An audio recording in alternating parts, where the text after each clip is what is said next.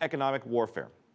This is what critics are calling the EU decision about labeling products made in the Israeli-occupied Palestinian areas. But Israeli businesses are warning of the unintended consequences for Palestinians.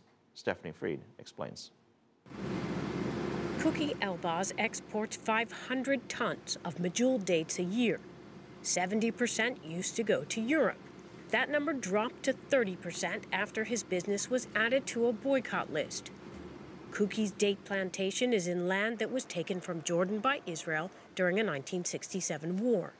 The EU does not recognize Israel's sovereignty over that land, a stance reflected in the newly adopted labeling policy that calls for sanctions against member states who don't label Israeli quote-unquote settlement products. If they think there is an occupation, give me the documents, show me where am I occupying. We're talking about marking products. Someone that sits somewhere in Europe says he knows better than me or even the Palestinians where the border is. Cookie's date plantation is mere meters from the post-1967 Jordan-Israel border seen here. Nearby, Ali, a Palestinian farmer, pays Jewish settlers to farm the land. He thinks labeling could be a good thing. It seems that the Israelis don't want peace, and the Arabs don't know what the Israelis are going to do, and nobody is helping the Arabs.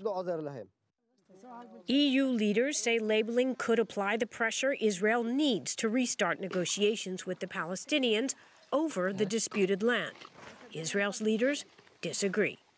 Israel's government says this decision smacks of discrimination and that those who it will hurt the most are the Palestinians.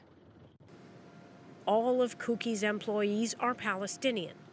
If labeling hurts profits, he'll lay people off.